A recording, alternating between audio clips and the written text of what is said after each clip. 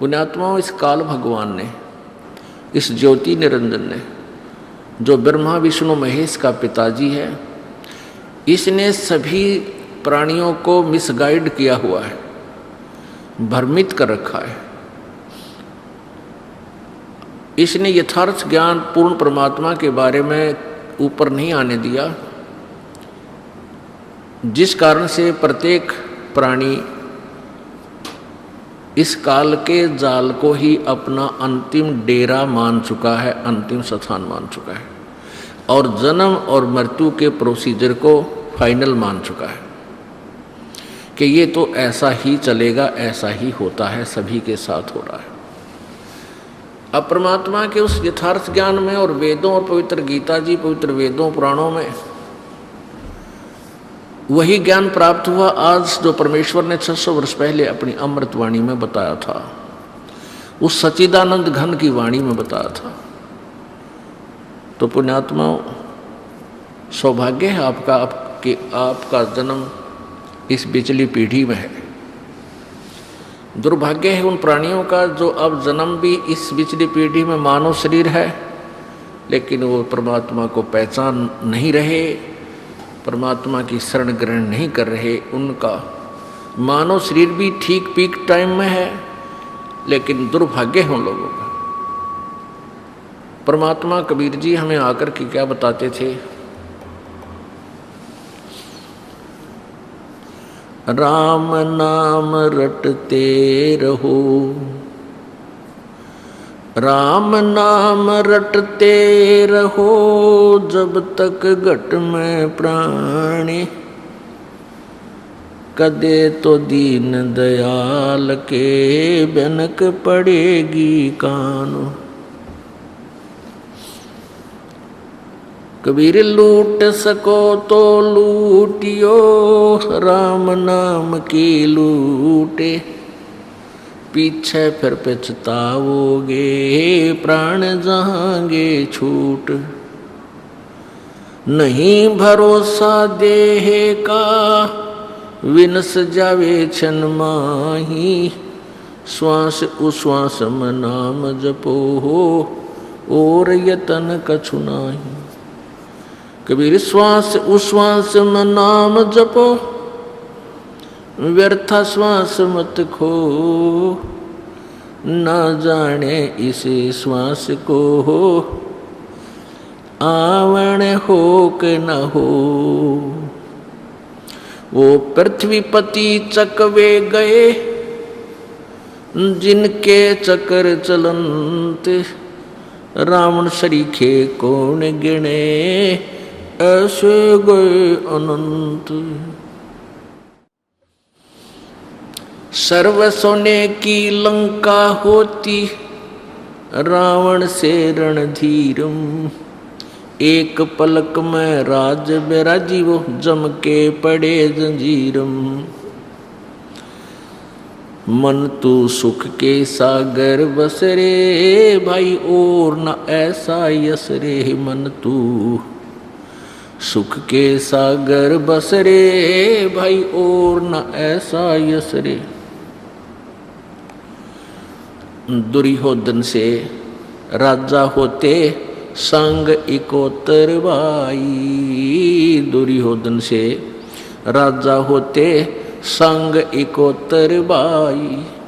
11 अक्षौणी संग चले थी, वो देही गीद ना खाई। मन तू सुख के सागर बस रे, भाई और न ऐसा यस रे। मन तू सुख के सागर बस रे, भाई और न ऐसा यस रे।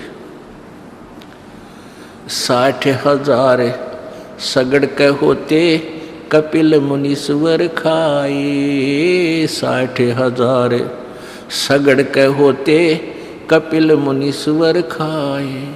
एक सपुत्र उत्तान पात का, वो परमात्म पद पाए। मन तू सुख के सागर बस रे, भाई और न ऐसा यस रे। मन तू सुख के सागर बस रे, भाई और न ऐसा यस रे। काशीपुरी कबीरा होते ताही लखोरे बाई। काशीपुरी कबीरा होते ताही लखोरे बाई। के सो से बन जा रे जिस कह 9 लख बालद आई। मन तू सुख के सागर बसरे भाई और न ऐसा यस रे। मन तू सुख के सागर बसरे भाई और न ऐसा यस रे। परमपिता परमात्मा कबीर जी स्वयं आकर के अपनी महिमा आप ही बताया करते हैं, क्योंकि अपने द्वारा रची हुई सृष्टि को परमात्मा ही बता सकता है।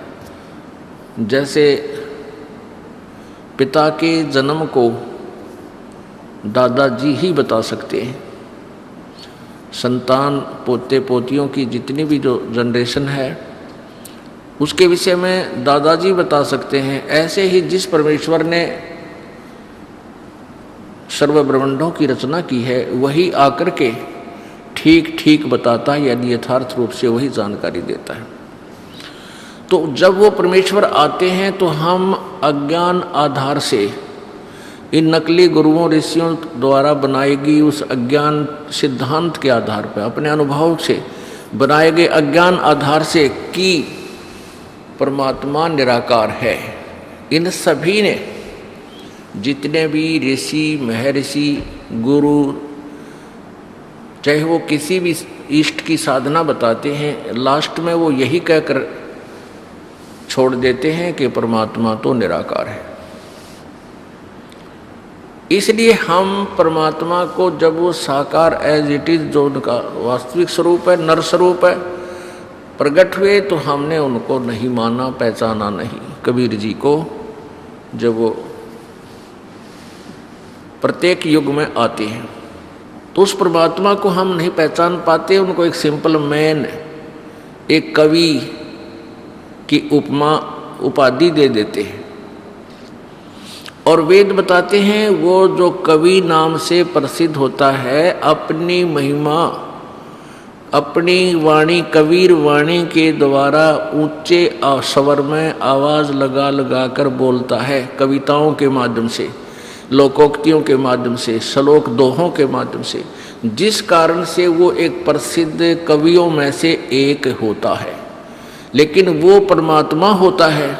जितने भी कवि और हैं किसी की भी उनके दोहों में, उनके द्वारा बोली गई अनुभव की वाणी में सृष्टि रचना नहीं है।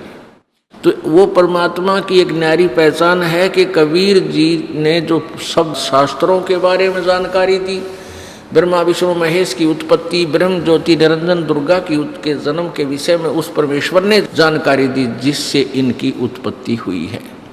इसलिए वो कवि होते हुए भी, कवि की उपमा जैसे प्राप्त करके भी वो परमात्मा ही है। और यही ऋग्वेद मंडल नंबर 9 सूक्त नंबर 96 और मंत्र नंबर 17 से 20 तक प्रमाण है कि वो परमात्मा जब शिशु रूप धारण करके यहाँ प्रकट होता है उसमें बाल्यकाल से शुरू कर देता है, वो अपनी महिमा के वाणी उच्चारण करना शुरू कर देता है।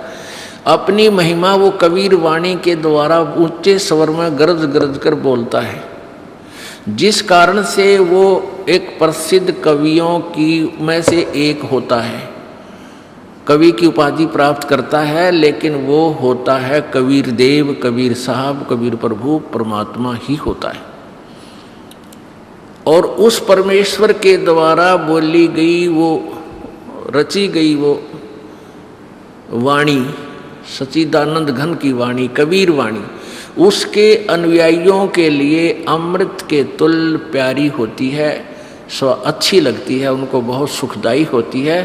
परमात्मा की वाणी उनको बहुत आनंद देती है। और वो परमात्मा तीसरे धाम में रहता है।